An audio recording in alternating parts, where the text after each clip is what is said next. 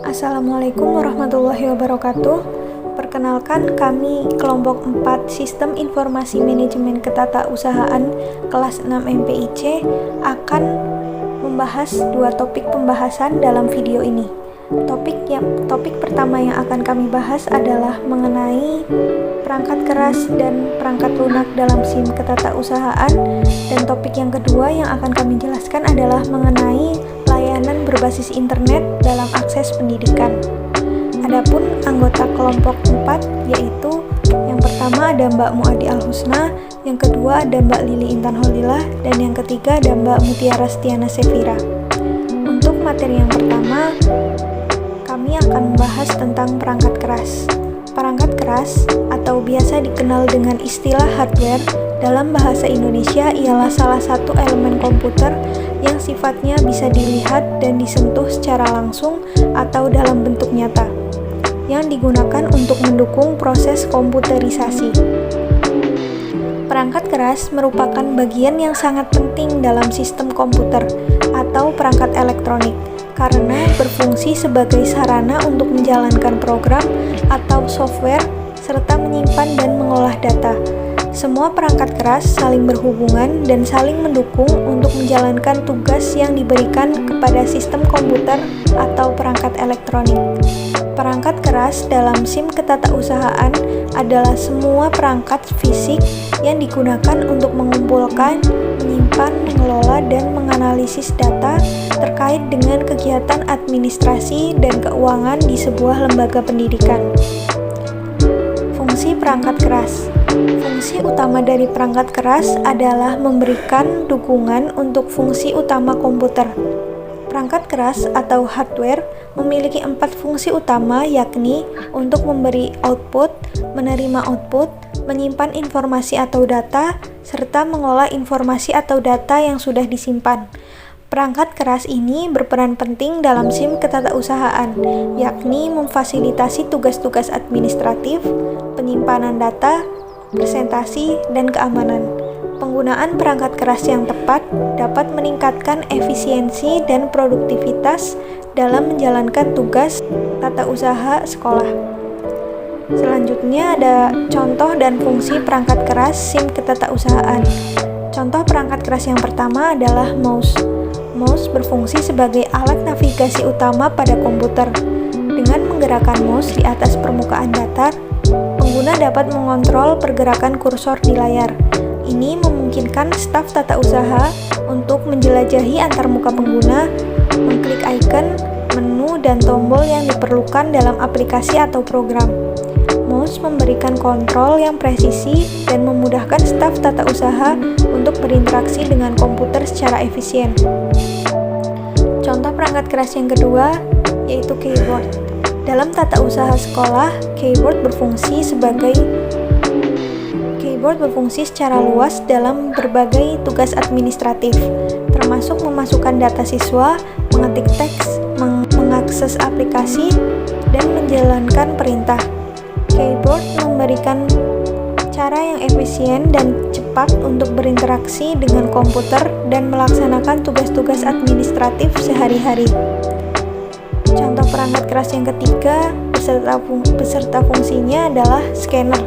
Scanner berfungsi untuk mengubah dokumen fisik menjadi format digital. Dalam tata usaha sekolah, scanner digunakan untuk memindai berbagai dokumen seperti formulir pendaftaran siswa, surat izin, atau bukti pembayaran. Dokumen-dokumen ini kemudian dapat disimpan dalam format elektronik, memudahkan pengolahan, pengarsipan, dan pencarian nantinya. Contoh yang keempat adalah printer. Printer digunakan untuk mencetak dokumen fisik dari file digital. Dalam tata usaha sekolah, printer digunakan untuk mencetak berbagai dokumen penting seperti kartu rapor siswa, surat izin, formulir pendaftaran, laporan-laporan administratif, atau materi pembelajaran untuk siswa. Printer memungkinkan staf tata usaha untuk mencetak salinan dokumen yang dibutuhkan dan mendistribusikannya kepada pihak yang berkepentingan. Misalnya, mencetak kartu identitas siswa, salinan jadwal pelajaran, atau undangan acara sekolah. Untuk materi yang selanjutnya adalah cara pengoperasionalan perangkat keras. Yang pertama ada cara pengoperasionalan mouse. Yang pertama, persiapkan mouse. Pastikan mouse terhubung dengan komputer atau laptop. Jika menggunakan mouse nirkabel, pastikan baterai mouse terisi atau mouse terhubung melalui Bluetooth. Langkah kedua, posisikan mouse. Letakkan mouse di permukaan datar yang bersih dan rata. Idealnya gunakan mouse pad untuk mengoptimalkan kinerja mouse. Yang ketiga, pegang mouse. Pegang mouse dengan nyaman. Letakkan jari telunjuk di atas tombol kiri, jari tengah di atas tombol scroll atau gulir, dan jari kelingking di bawah tombol kanan. Namun letakkan jari bisa sesuai dengan kenyamanan Anda. Yang keempat, gerakan mouse. Pindahkan mouse secara perlahan dengan menggunakan pergelangan tangan. Gerakan mouse ke arah yang diinginkan pada permukaan datar. Yang kelima, klik tombol. Gunakan tombol kiri, tombol kanan mouse untuk mengeklik objek di layar. Untuk mengklik, tekan tombol kiri mouse dengan jari telunjuk dan lepaskan. Untuk mengklik kanan, tekan tombol kanan mouse dengan jari kelingking dan lepaskan. Selanjutnya ada cara pengoperasionalan keyboard. Yang pertama, posisikan keyboard. Pastikan keyboard terhubung dengan komputer atau laptop dan letakkan keyboard di depan Anda di permukaan datar yang nyaman.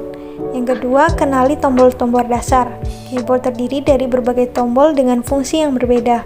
Kenali tombol-tombol dasar seperti huruf, angka, tanda baca, tombol spasi, tombol enter, tombol panah, tombol shift, tombol control, dan tombol alt. Yang ketiga, mengetik huruf dan karakter. Untuk mengetik huruf atau karakter, cukup tekan tombol yang sesuai pada keyboard. Jika ingin mengetik huruf kapital, tekan tombol caps lock sebelum mengetik huruf tersebut. Yang keempat, menghapus teks. Untuk menghapus teks yang salah, gunakan tombol backspace untuk menghapus karakter di sebelah kiri kursor. Gunakan delete untuk menghapus karakter di sebelah kanan kursor. Selanjutnya ada cara pengoperasionalan scanner. Pertama, letakkan dokumen. Letakkan dokumen yang ingin Anda pindai di atas kaca pemindai atau scanner bed dengan sisi yang akan dipindai menghadap ke bawah. Atur pengaturan pemindaian di perangkat lunak scanner. Pilih pengaturan pemindaian sesuai dengan kebutuhan Anda. Yang ketiga, pilih area pemindaian. Yang keempat, mulai pemindaian. Setelah mengatur pengaturan dan area pemindaian, klik tombol scan atau start pada perangkat lunak scanner untuk memulai proses pemindaian. Scanner akan memindai dokumen dan mengirimkannya ke komputer. Yang keenam, simpan hasil pemindaian. Setelah pemindaian selesai, perangkat lunak scanner akan menampilkan hasil pemindaian. Pilih lokasi di komputer Anda di mana Anda ingin menyimpan file pemindaian. Yang terakhir, ada cara pengoperasionalan printer. Pertama, persiapkan printer. Pastikan printer terhubung dengan komputer melalui kabel USB atau melalui jaringan. Yang kedua, pilih dokumen yang akan dicetak. Buka dokumen yang ingin Anda cetak di komputer. 3. Atur pengaturan cetakan. Sebelum mencetak, Anda dapat mengatur beberapa pengaturan cetakan seperti ukuran kertas, orientasi, jenis kertas, kualitas cetak, dan jumlah salinan. Yang keempat, mulai cetak. Setelah mengatur pengaturan cetakan dan memilih printer, klik tombol print atau cetak di aplikasi yang Anda gunakan. Komputer akan mengirim perintah cetak ke printer. Yang kelima, tunggu proses cetak selesai. Biarkan printer menyelesaikan proses pencetakan pada komputer. Yang ketujuh, ambil hasil cetakan Anda. Buka penutup atau baki cetakan printer dan ambil hasil cetakan dengan hati-hati. Yang ketujuh, selesaikan proses cetak. Jika Anda telah mencetak semua dokumen yang diinginkan, matikan printer atau kembalikan ke mode siap jika printer tetap digunakan. Baik, materi selanjutnya yaitu tentang perangkat lunak atau yang biasa kita sebut dengan software. Adapun pembahasan yang akan kita bahas kali ini yaitu terdiri dari 6 sub pembahasan. Yang pertama ada pengertian perangkat lunak, yang kedua fungsi dari perangkat lunak, yang ketiga jenis-jenis perangkat lunak, yang keempat macam-macam perangkat lunak, kelima contoh perangkat lunak, dan yang keenam yaitu cara mengoperasionalkan dari salah satu contoh perangkat lunak. Pengertian perangkat lunak. Perangkat lunak atau yang biasa kita sebut dengan software merupakan data elektronik yang disimpan sedemikian rupa oleh komputer itu sendiri. Data yang disimpan ini dapat berupa program atau instruksi yang akan dijalankan oleh perintah maupun catatan-catatan yang diperlukan oleh komputer untuk menjalankan perintah yang dijalankannya. Adapun fungsi dari perangkat lunak yaitu terdiri dari beberapa fungsi. Yang pertama yaitu memproses data, perintah atau instruksi khusus agar penggunanya dapat mengoperasikan komputernya sesuai dengan hasil informasi yang diinginkan.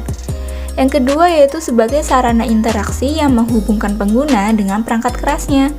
Yang ketiga, menyediakan fungsi dasar dari sebuah perangkat keras agar dapat dioperasikan seperti ketersediaan sistem operasi pada komputer. Yang keempat yaitu penerjemah suatu perintah software lainnya ke dalam bahasa mesin agar dapat dimengerti oleh komputer. Lalu yang terakhir yaitu mengidentifikasi suatu program yang ada di sebuah komputer. Selanjutnya yaitu tentang jenis-jenis perangkat lunak. Yang pertama ada perangkat lunak berbayar, yang mana software ini mengharuskan penggunanya untuk membayar dengan harga tertentu agar bisa menggunakan perangkat lunak tersebut. Namun, meskipun sudah dibeli, lisensi untuk menyebarluaskan tidak diberikan kepada pengguna, karena tindakan tersebut termasuk kegiatan ilegal. Contoh software ini yaitu ada Microsoft Office, Microsoft Windows, Adobe Photoshop, dan sebagainya. Yang kedua ada freeware. Perangkat lunak ini gratis dan dapat digunakan tanpa batas waktu tertentu. Biasanya pengembang software membuat perangkat lunak ini untuk komunitas tertentu. Hak cipta tetap dipertahankan sehingga siapa saja dapat melakukan update software terbaru. Adapun contoh dari software ini yaitu ada Google Chrome, Mozilla Firefox, dan sebagainya. Yang ketiga ada free software. Pengguna harus membeli perangkat lunak ini terlebih dahulu, setelah itu pengguna bebas untuk melakukan pengadaan, modifikasi, hingga distribusi. Yang keempat ada shareware. Perangkat lunak ini dibagikan secara gratis untuk keperluan tertentu, biasanya sebagai uji coba dengan fitur terbatas dan penggunaan dengan waktu yang terbatas, biasanya 15-30 hari. Shareware ini dibagikan secara gratis untuk memberikan pengguna kesempatan untuk mencoba menggunakan program sebelum membeli lisensi versi lengkap dari perangkat lunak tersebut. Yang kelima ada malware. Perangkat lunak ini biasanya dianggap sebagai perusak karena bisa berbahaya jika disalahgunakan. Tujuan perangkat lunak ini untuk menyusup, bahkan merusak sistem jaringan komputer. Contoh dari malware ada spyware, perangkat lunak pengintai, ada adware, perangkat lunak untuk iklan yang tidak jujur, ada virus komputer dan software lainnya yang dibuat dengan tujuan merugikan. Yang keenam ada open source software, perangkat lunak yang bersifat terbuka sehingga kode sumbernya dapat dipelajari, dimodifikasi, ditingkatkan, dan disebarluaskan. Perangkat ini biasanya diperoleh secara gratis dan digunakan oleh komunitas tertentu untuk dikembangkan dengan lisensi GPL atau General Public License. Contoh perangkat lunak ini yaitu ada Linux yang fungsinya setara dengan Microsoft Windows. Lalu yang terakhir yaitu ada firmware. Perangkat lunak penyimpanannya hanya dapat dibaca atau memory read only. Software ini biasanya bersifat paten sehingga tidak bisa dilakukan modifikasi atau pengembangan meskipun terdapat masalah dalam fungsinya. Biasanya firmware telah menyatu dengan perangkat keras sehingga dianggap bukan perangkat lunak seutuhnya. Selain jenis-jenis perangkat lunak yaitu ada macam-macam perangkat lunak. Yang pertama yaitu perangkat lunak sistem operasi. Perangkat lunak sistem operasi berfungsi untuk mengendalikan seluruh sistem kerja mendasar yang ada di komputer. Jenis perangkat ini merupakan platform yang memungkinkan perangkat lunak dan aplikasi lain untuk dapat berfungsi. Sistemnya mengatur segala proses, termasuk mengelola memori, menerjemahkan input, output, tabel pengkodean, dan lain-lain. Lalu yang kedua yaitu ada perangkat lunak aplikasi. Sesuai namanya, macam perangkat lunak ini adalah deretan aplikasi atau program yang tersedia di komputer yang biasa digunakan untuk membantu menyelesaikan tugas tertentu. Aplikasi menjadi jenis software yang paling sering digunakan oleh banyak orang sekaligus dikenal sebagai perangkat non-essential yang berarti harus diinstal terlebih dahulu dan dioperasikan sesuai kebutuhan penggunanya. Yang ketiga ada perangkat lunak pemrograman. Perangkat lunak pemrograman adalah software yang berguna untuk menerjemahkan instruksi-instruksi dari bahasa program ke kode bahasa mesin melalui prosedur tertentu agar dapat diterima dan dibaca oleh komputer. Adapun contohnya yaitu ada Python, ada PHP, ada Java, Basic, COBOL, dan lain-lain. Pembahasan yang selanjutnya yaitu contoh perangkat lunak. Perangkat lunak menjadi sesuatu yang penting dalam kehidupan sehari-hari, terutama dalam meningkatkan produktivitas kerja. Terdapat banyak kategori software yang digunakan sesuai dengan fungsi dan kebutuhan pengguna. Berikut saya akan jelaskan contoh dari perangkat lunak atau software. Yang pertama yaitu ada software system. Perangkat lunak ini berperan sebagai sistem operasi komputer, contohnya seperti Windows, Linux, dan Mac. Yang kedua yaitu ada software browser. Sesuai namanya, software ini memiliki fungsi sebagai mesin pencari situs untuk mendapatkan berbagai informasi secara online. Beberapa di antaranya ada Chrome, Opera Mini, Mozilla Firefox, Internet Explorer, dan sebagainya. Yang ketiga yaitu ada Microsoft Office. Software ini sangat berguna untuk mempermudah atau meningkatkan efisiensi berbagai pekerjaan kantor seperti perangkat lunak pengolah kata, pengolah angka atau akuntansi, media presentasi, dan lain-lain. Yang keempat yaitu ada Paint software. Software yang digunakan untuk mengolah gambar atau desain, mulai dari proses membuat suatu gambar hingga editing desain, dapat dilakukan dengan beberapa perangkat lunak ini.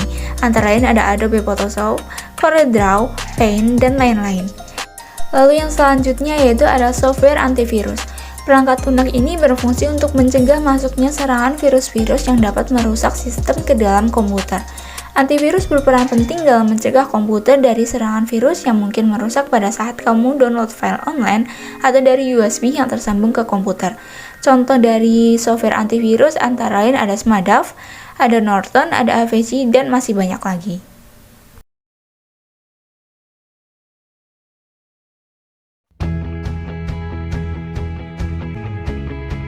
Oke, untuk materi selanjutnya adalah tentang mengembangkan format orientation dalam satu dokumen, potret, dan landscape. Untuk langkah awalnya, pertama kita mempersiapkan file dulu, mana yang mau dijadikan potret dan mana yang mau dijadikan landscape.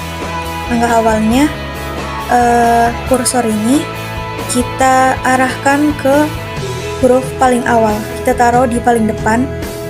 Selanjutnya, kita klik page layout, lalu kita klik tanda panah yang ke bawah di huruf hyphenation, kita klik tanda panahnya. Selanjutnya, kita klik kotak yang ada tulisan landscape, karena potret ini mau kita jadikan landscape. Kita klik saja. Lalu untuk selanjutnya, ada tulisan apply itu, kita ganti tulisan this section jadi ke this point forward. Jadi seperti ini, jadi tulisan this point forward. Lalu selanjutnya kita klik OK. Maka otomatis tulisan yang tadinya potret akan berubah menjadi landscape seperti ini.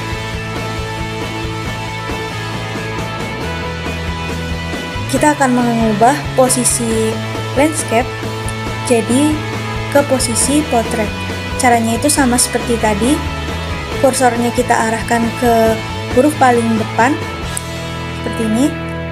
Lalu kita kembali ke page layout, klik lagi tanda panah di hyphenation. Kita ubah dari landscape, kotak landscape ke kotak yang potret.